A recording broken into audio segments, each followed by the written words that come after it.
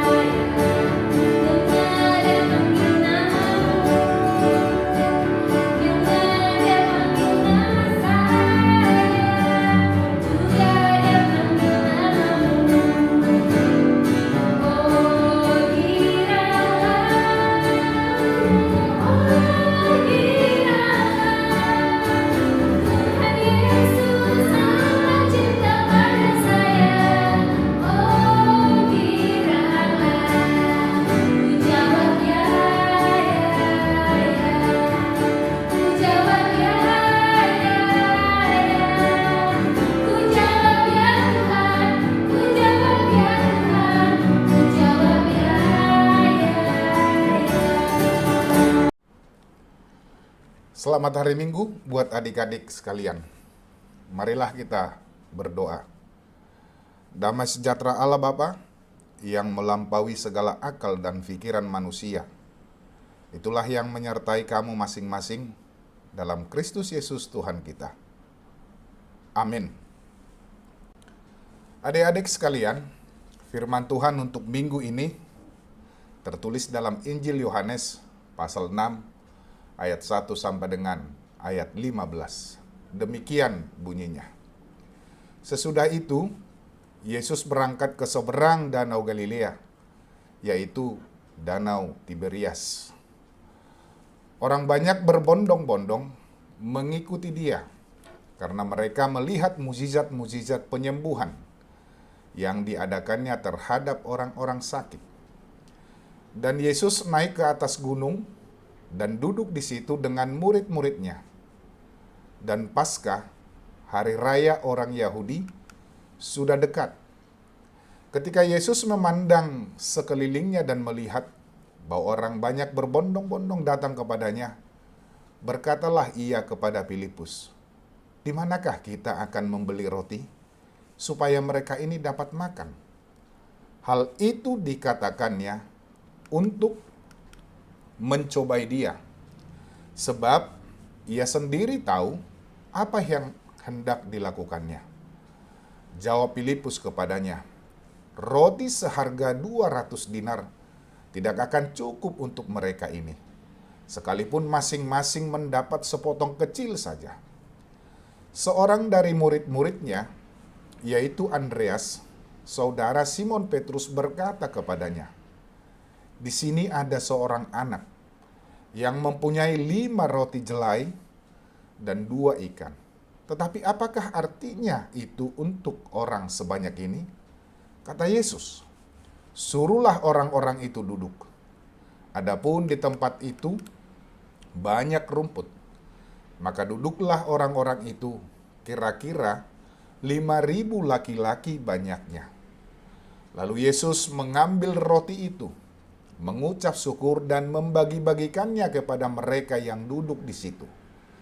Demikian juga dibuatnya dengan ikan-ikan itu, sebanyak yang mereka kehendaki. Dan setelah mereka kenyang, ia berkata kepada murid-muridnya, kumpulkanlah potongan-potongan yang lebih, supaya tidak ada yang terbuang. Maka mereka pun mengumpulkannya, dan mengisi 12 bakul penuh dengan potongan-potongan dari kelima roti jelai yang lebih setelah orang makan. Ketika orang-orang itu melihat mujizat yang telah diadakannya, mereka berkata, dia ini adalah benar-benar nabi yang akan datang ke dalam dunia. Karena Yesus tahu bahwa mereka hendak datang dan hendak membawa dia dengan paksa untuk menjadikan dia raja. Ia menyingkir pula ke gunung seorang diri. Demikian firman Tuhan.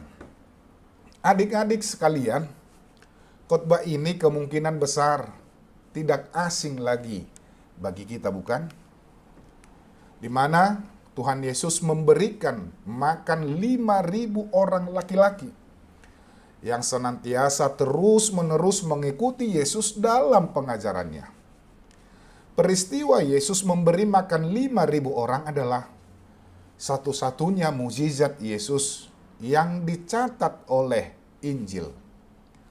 Peristiwa yang terjadi di wilayah Galilea ini menjadi salah satu tanda mujizat yang dicatat Yohanes untuk meneguhkan keilahian ataupun kealahan daripada Tuhan Yesus. Di tempat ini Tuhan Yesus mengajar orang banyak yang mengikutinya melalui pekerjaannya untuk mempercayai atau untuk percaya bahwa dirinya adalah Allah itu sendiri. Mukjizat 5 roti dan 2 ikan terjadi untuk memenuhi kebutuhan utama 5.000 orang laki-laki, belum termasuk perempuan dan juga anak-anak. Semua mereka menyaksikan apa yang dilakukan oleh Tuhan Yesus. Peristiwa ini didasari oleh belas kasihan Tuhan Yesus kepada mereka. Tuhan Yesus bukan hanya melakukannya melalui ucapan dan perkataan, namun melakukannya dengan perbuatan. Ia memberi mereka makan dari 2 ekor ikan dan 5 roti. Tuhan Yesus membuat mereka semua dapat makan sampai kenyang. Pada masa itu, makanan ikan dan roti bukanlah merupakan makanan yang mewah. Tetapi makanan ini diberkati oleh Tuhan Yesus sehingga membuat berlipat ganda dan cukup untuk membuat mereka semuanya kenyang. Jika ada sisanya, bukan karena tidak suka dengan makanan ini, melainkan karena mereka semuanya telah kenyang. Perbuatan Tuhan Yesus memberi makan lebih dari 5.000 orang merupakan suatu mukjizat. Keilahian Tuhan Yesus tampak dari inisiatifnya, serta kepeduliannya untuk menyediakan makanan bagi orang banyak yang mengikuti dia. Bagi para murid, Tuhan Yesus sedang mengajar mereka untuk tetap percaya terhadap kuasa kealahannya dalam memenuhi kebutuhan orang banyak. Tuhan Yesus mengetahui apa yang harus diperbuatnya terhadap semua umat, terhadap semua manusia yang mengikutinya. Dan uang 200 dinar di dalam ayat 7 maupun 5 roti jelai dan 2 ekor ikan hanya berfungsi sebagai sarana, bukan sebagai hal yang mendasar.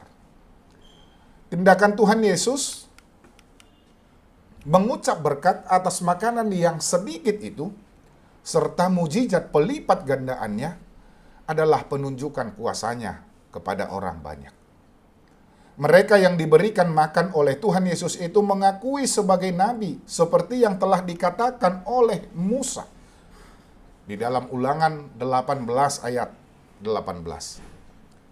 Tetapi Tuhan Yesus juga memerintahkan agar mengumpulkan sisa makanan supaya tidak ada yang terbuang. Ini mau menyatakan dirinya sebagai Tuhan atas segalanya, agar tidak menganggap sepele tentang segalanya di hadapannya, termasuk sisa makanan. Agar manusia juga dapat menghargai segala hal yang ada di dalam kehidupannya. Untuk itu kita juga akan memperhatikan dalam hidup ini agar tidak mudah untuk membuang yang seharusnya masih dapat kita pergunakan. Ada banyak yang terbuang kita lakukan setiap hari, seperti membuang makanan sisa dan sebagainya. Membuang mungkin kertas yang mungkin bisa dapat kita pakai. Membuang pakaian yang mungkin kita dapat pakai. Kepedulian Tuhan Yesus memberi makan orang banyak adalah kepedulian yang benar-benar untuk segala ciptaannya. Kepedulian dan perhatiannya menyeluruh bagi setiap ciptaannya. Ingat, kejadian pada saat penciptaan, semuanya sempurna diciptakan oleh Tuhan untuk kelangsungan hidup manusia. Apa kesan kita tentang Yesus? Secara pribadi, para murid Filipus dan Andreas menyaksikan secara langsung pekerjaan mujizat ini.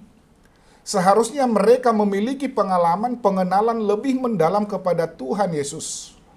Memang, Yohanes tidak menceritakan bagaimana reaksi mereka. Tetapi kita pun sering tidak memberi reaksi terhadap pekerjaan Tuhan dalam hidup ini. Ini dapat membahayakan iman kita. Setiap pekerjaan Tuhan seharusnya membawa kita kepada keyakinan yang semakin memperkokoh iman terhadap Dia. Dan setelah orang banyak makan dan kenyang, bagaimana reaksi mereka? Apakah mereka menyadari bahwa Yesus adalah Mesias dan kemudian percaya kepadanya? Kelihatannya tidak, bukan? Mereka hanya menyadari bahwa Yesus adalah seorang nabi. Tetapi nabi dalam pengertian mereka sangat berbeda sekali.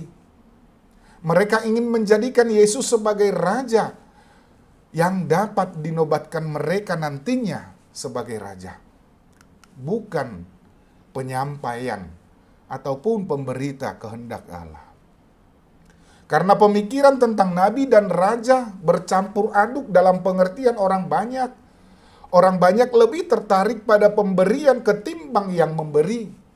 Mereka lebih memperhatikan roti daripada Yesus yang memberi roti tersebut. Mereka hendak menjadikan Yesus sebagai raja agar tiap hari mereka dikenyangkan dengan roti. Mereka tidak ingin dikenyangkan oleh Tuhan Yesus sendiri. Dengan pemahaman ini, dengan pemahaman yang demikian, Tuhan Yesus tidak marah. Ia hanya menghindar dan pergi ke gunung. Tuhan Yesus menyatakan kepeduliannya kepada umat manusia ketika kita melihat teks ini. Kita yang sudah merasakan dan menikmati anugerahnya yang melimpah, dipanggil untuk memberitakan kepeduliannya atas kehidupan manusia berdosa dan menjadi alat untuk menunjukkan kasihnya itu secara nyata bagi sesama. Dapatkah adik-adik bayangkan bagaimana untuk memberikan makan 5.000 orang lebih di tempat di mana tidak ada pasar, di mana tidak ada rumah makan, di mana tidak ada uang yang cukup untuk membeli makanan. Nah, sekarang dapat kita perhatikan bagaimana Allah dapat melakukan melalui kelemahan manusia. Ia tidak memilih orang yang kuat atau yang merasa diri kuat. Ia memilih orang yang lemah supaya ia dapat menyatakan kuasanya melalui kelemahan mereka. Ia memberikan kita tugas yang tidak dapat kita lakukan dengan kekuatan kita sendiri, Karena melalui kita, Ia ingin menyatakan kuat kuasanya. Walaupun tentunya adik-adik masih kecil, masih sekolah, tetapi melalui kita juga Tuhan dapat berkarya. Melalui kita juga Tuhan dapat melakukannya. Jangan pernah merasa bahwa kita tidak dapat melakukan apa-apa atau berbuat apa-apa. Tetapi dengan cara Tuhan, kita dapat dipakainya untuk tugas-tugas tersebut. Asal kita mau untuk melakukannya. Dan juga kita diingatkan janganlah mencari Tuhan hanya untuk mengalami mujizatnya. Tetapi yang terutama adalah mari kita sambut sukacita yang begitu besar, yang diberikan oleh Tuhan, yang dibuatnya, yaitu keselamatan kita yang sempurna, yaitu keselamatan dari dosa-dosa kita. Amin. Mari kita berdoa. Terima kasih Bapa di sorga, atas penyertaan-Mu kepada kami, sehingga kami dapat merasakan sukacita yang daripada Tuhan. Pada hari ini, kami telah mendengarkan firman Tuhan. Biarlah firman tersebut dapat kami lakukan di dalam kehidupan kami setiap hari. Walaupun kami masih anak kecil, tetapi Tuhan tetap dapat memakai kami. Tetapi Tuhan dapat menugaskan kami untuk menyebarkan kerajaan Tuhan melalui cara hidup kami, melalui cara yang Tuhan kehendaki untuk kami lakukan di dalam kehidupan setiap hari. Terima kasih Bapa di surga. Inilah doa dan permohonan kami yang kami sampaikan hanya di dalam nama anak-Mu Tuhan Yesus Kristus Juru Selamat kami. Amin. Adik-adik sekalian, selamat hari Minggu bagi kita semuanya. Tuhan memberkati. Kita mau bernyanyi lagu dari Kidung Jemaat nomor 460, judulnya Jika Jiwaku Berdoa. Kita bernyanyi ayatnya yang pertama, diulang 2 kali ya. Oke?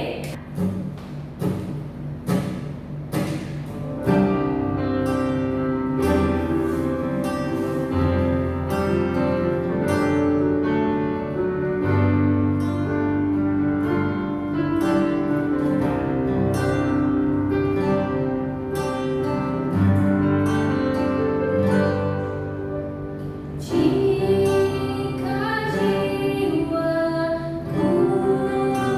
berdoa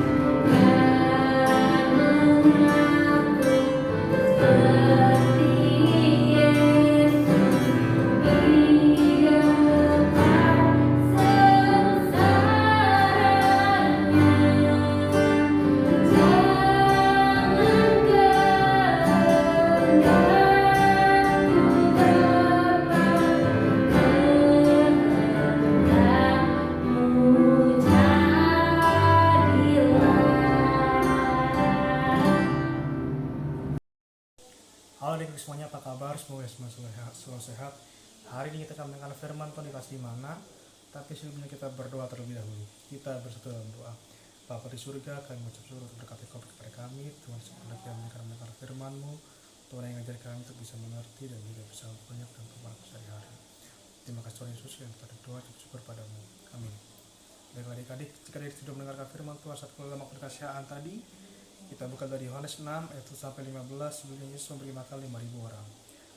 Kita baca bersama-sama. Sesudah itu Yesus berangkat ke seberang danau Galilea, yaitu danau Tiberias.